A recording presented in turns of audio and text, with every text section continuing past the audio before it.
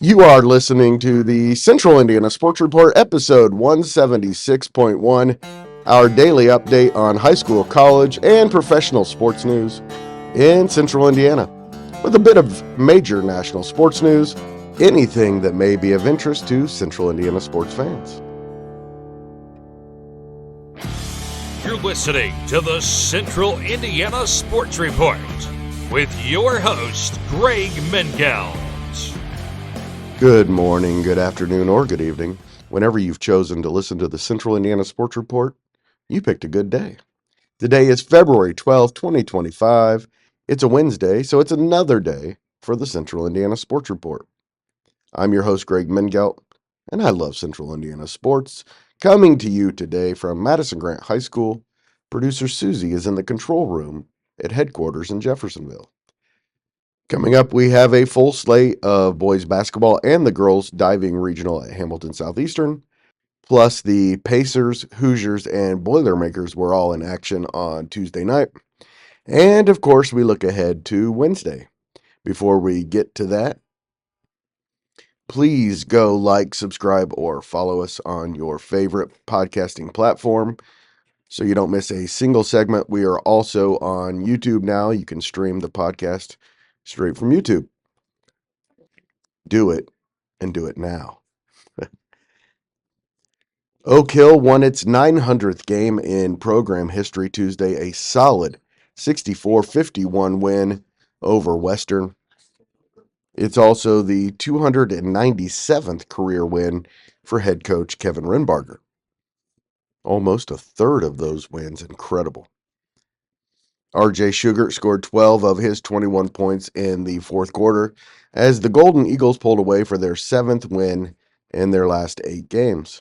Jay Stonigal led Oak Hill with 22.7 rebounds and 3 assists. Western is now 10-9 and has lost 5 of its last 6. Carter Biggs led the Panthers with 20 points and Sam Thurston had 15. Jacob Lees had 22 points, Gage Baker 21, Mari Leggett 17, and Mason Kitterman 13, as Blackford blew past Westdale 78-56. The Bruins are now 12-7, and it'll be Oak Hill versus Blackford on Friday at Blackford for the CIC Championship. We'll have a full report on that one on Saturday, and we should have a preview for you later this week. With the game tied at 48, Cooper Sims was fouled behind the three-point line as time expired. Sims made the free throws, and the Arabians made a couple of subsequent technical foul shots in a 53-48 win over Mississinewa. Evan Mazingo led Pendleton with 21 points, and Keontae Woods led the Indians with 14 points and 10 rebounds. You are going to want to listen to Grant Schaus's full report on the game for details. That segment was released earlier Wednesday. Brady Carmack scored 10 of his game-high 20 points in Frankton's 58-44 win over winless Wabash on Tuesday. It's the Eagles' 6th straight win. Joey Wright finished with 15 and Trey Bennett 12 for the 10-8 Eagles. I spoke with Frankton head coach Brent Brobston after the win. That'll be on Wednesday's boys basketball scoreboard show. That'll be released sometime late afternoon or early evening on Wednesday.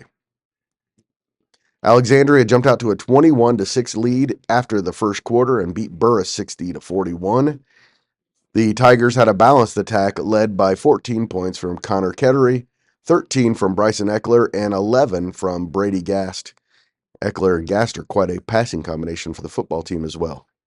Gavin Mitchell and Tyler Bennett scored 12 points each for the Owls, who have lost 5 straight.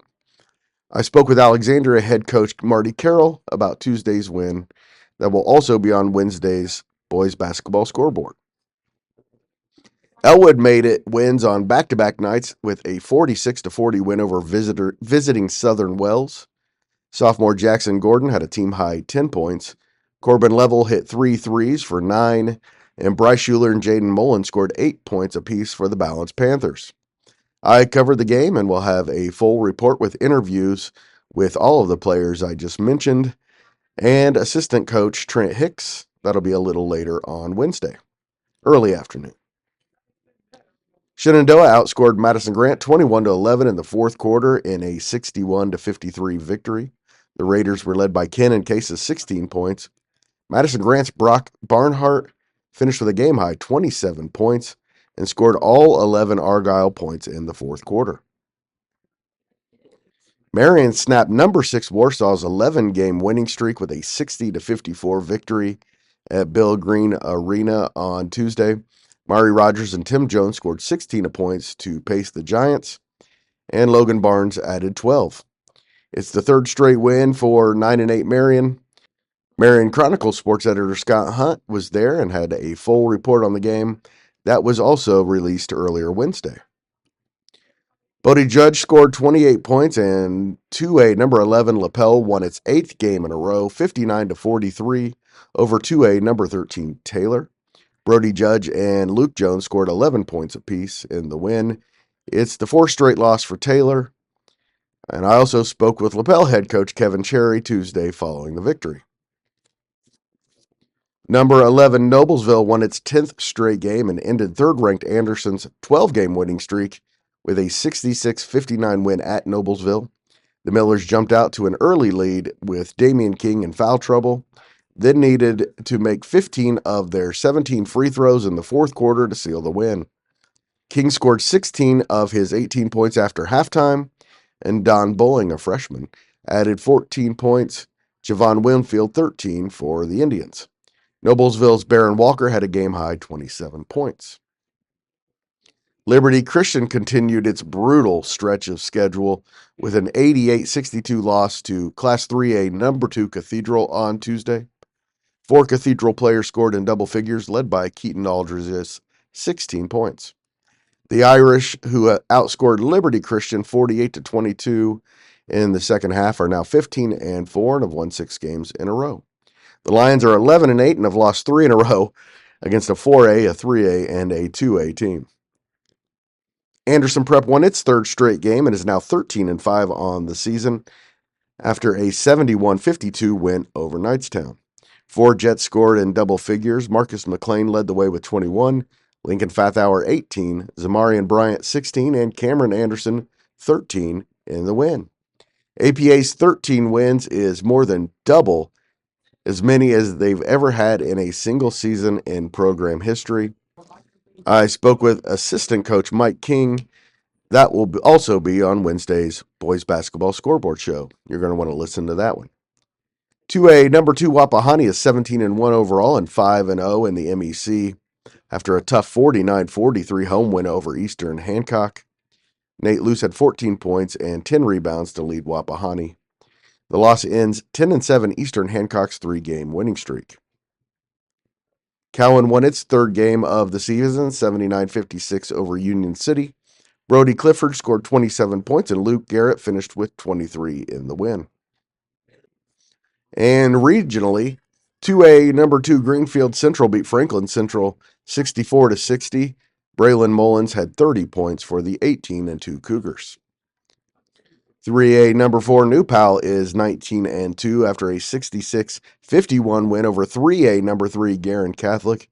Huge win for the Dragons against a team they could see in the postseason for sure. Julius Jeezy had a game-high 26 points and went over 1,600 for his career in the win. Bryson Cardinal led 17-3 Guerin with 21 points. Future Boilermaker Luke Ertl scored 31 points in Mount Vernon's come-from-behind 66-58 win over Pike. The Marauders are now 13-4. 4A number 5 Westfield is 14-3 after a 62-53 win over Lafayette Harrison. Drew Hafner scored 16 and Brock Dedamore 15 for the Rocks. Hamilton Southeastern beat Indianapolis Metro 66-50. Brandon Totten had a team-best 16 points for the Royals. It was Mechaniqua 77, Carroll 68 at Carroll. Josiah Ball scored 33 for Mechaniqua. Eli Falkenberg 29 for the Cougars. And Joe Luce's Tippecanoe Valley Vikings are 13-4 after a 49-44 win over North Miami. 2 girls diving now in the Hamilton Southeastern Regional was competed on Tuesday. And Noblesville Junior Aaron McMahon, Carmel Junior Helena Gibson, Hamilton Heights Senior Campbell Lively Mason, and Homestead sophomore L. Hollingsworth have advanced to Friday state finals at Indiana University Natatorium in Indianapolis. McMahon is the diving regional champion after edging Gibson by 3.9 points. Gibson beat McMahon by 3.6 points to win the Carmel sectional on Saturday. Northwestern senior Taylor Schmidt finished 8th. Oak Hill senior Abby Sneed was 9th. Delta junior Greer Backus, the Jay County sectional champion, finished 10th. And her senior teammate, Ava West, was 11th. We'll have our girls swimming and diving state finals preview later this week. To the NBA, the Indiana Pacers lost their second straight game and took their first loss at the Fieldhouse since January 14th with a 128-115 loss to the rival New York Knicks. The Knicks dominated the final three quarters behind 40 points from Karl Anthony Towns. Pascal Siakam led the Pacers with 24 points, and Thomas Bryant had 18 points, 9 rebounds, and 4 assists in the stead of the injured Miles Turner. The 29-23 Pacers are at Washington on Wednesday evening to face the 9-44 Wizards, who've lost 19 of their last 22 games. To men's college basketball, Purdue led 51-42 with under 10 minutes left, but couldn't hold on in a 75-73 loss to 20th-ranked Michigan in Ann Arbor. Junior Danny Wolf led the Wolverines' comeback and led a balanced attack with 15 points. Roddy Gale had 14 points and 7 rebounds off the Michigan bench. The Michigan bench outscored Purdue's 23-0.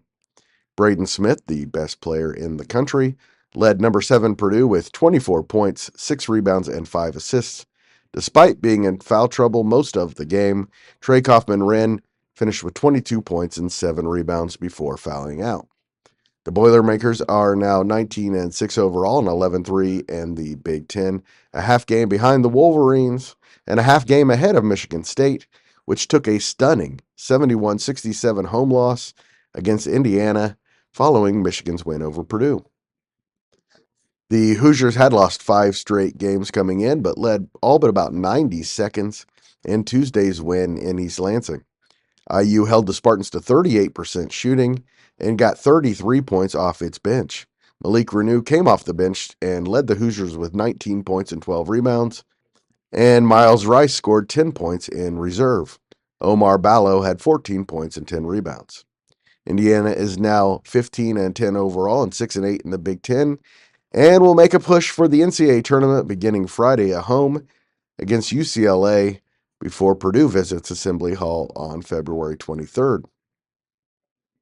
Ball State won an absolute thriller Tuesday. The Cardinals' third win in their last 4 games, 86-84 in overtime at home against Eastern Michigan. Neither team led by more than 4 points over the final 14 minutes of regulation and overtime. Peyton Sparks made a free throw with 12 seconds left to send the game into overtime, and Jamari Hill had a drive and dunk with 4 seconds left to give Ball State the lead for good. Jalen Terry's 3-point attempt at the buzzer came up short for Eastern Michigan. Hill, a junior, led the 12-12 Cardinals with 21 points, 8 rebounds, and 7 assists. Sparks was 5 for 7 from the field and 9 for 11 at the foul line, and finished with 19 points. Jeremiah Hernandez had 18 points off the Ball State bench. They're back at home Saturday against Northern Illinois. Terry led 11 and 13 Eastern Michigan with 25 points.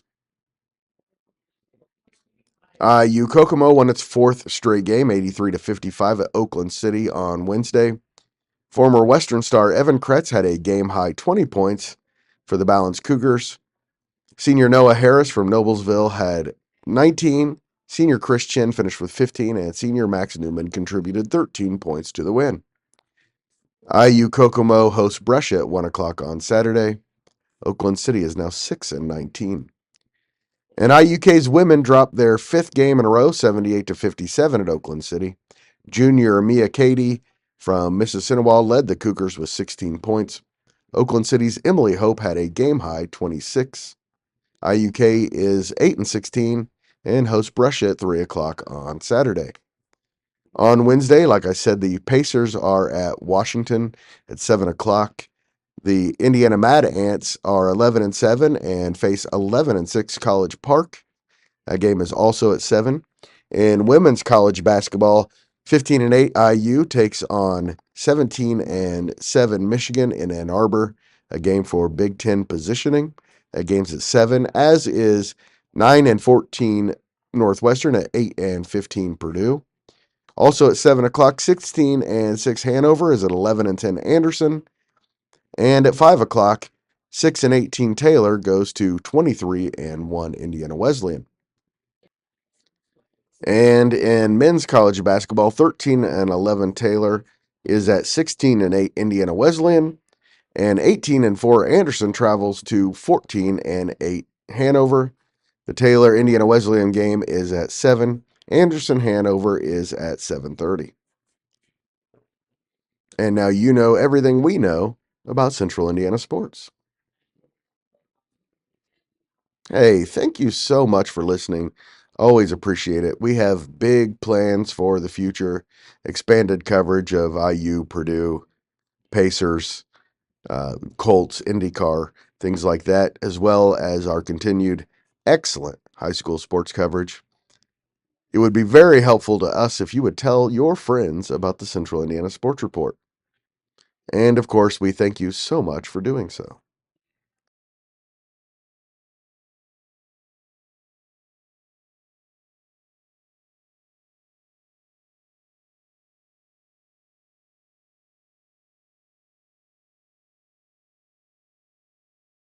The Central Indiana Sports Report is a product of ITG Media, and I love Susie.